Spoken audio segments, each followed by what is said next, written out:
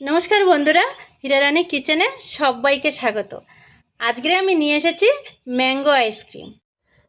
আশা করি এই ম্যাঙ্গো আইসক্রিমের রেসিপিটা আপনাদের মন জয় করে নেবে। তো চলুন দেখে নেওয়া যাক কিভাবে আমি ম্যাঙ্গো আইসক্রিমটা বানিয়েছি। খুব গরম পড়েছে, তো গরমে আমি ম্যাঙ্গো আইসক্রিম বানাবো।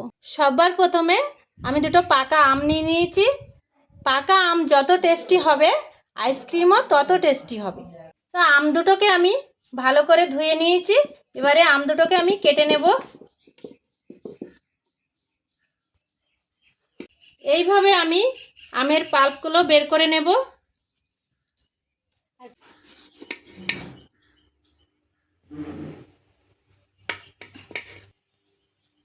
পাকা আমটাকে আমি এরকম করে কেটে একটা মিক্সিং জারের মধ্যে পাল্পগুলোকে বের করে নেব।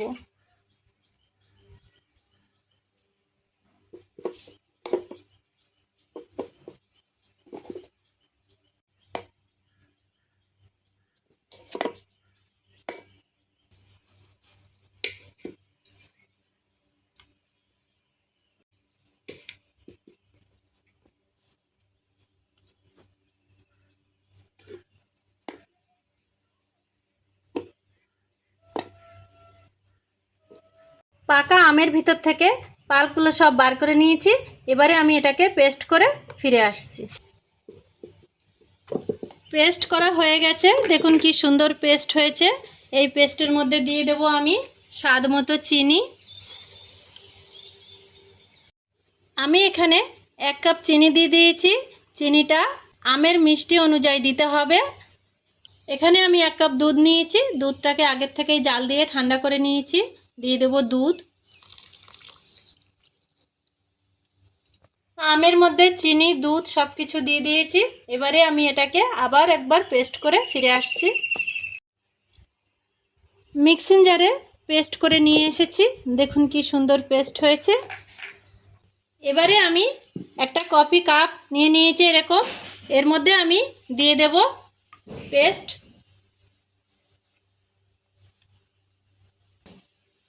আমের পাল্পটাকে এবারে আমি একে একে সবগুলোকে ভরে নেব। আমি এরকমভাবে কফি কাপের মধ্যে ভরে নিয়েছি। আপনারা চাইলে বাজার দিয়ে আইসক্রিম মোড কিনে নিয়ে আসতে পারেন, তাতেও দিতে পারেন। এবার এটাকে আমি 7 থেকে 8 ঘন্টা ডিপ ফ্রিজে রেখে দেব। তারপরে ফিরে আসছি। ফিরে এসেছি 7 থেকে 8 ঘন্টা পরে। দেখুন একদম ম্যাঙ্গো আইসক্রিম রেডি হয়ে গেছে, কি সুন্দর হয়ে গেছে। এবার এটাকে আমি নিয়ে একটা জলের মধ্যে ডুবিয়ে নেব।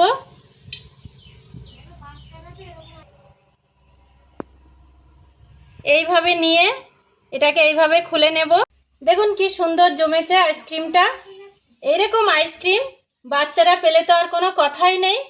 মাত্র 3টে উপকরণ দিয়েই এই ম্যাঙ্গো আইসক্রিম একদম খুব সহজে বাড়িতে বানানো যায়।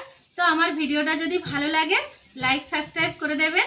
সবাই ভালো থাকবেন, সুস্থ থাকবেন। নমস্কার।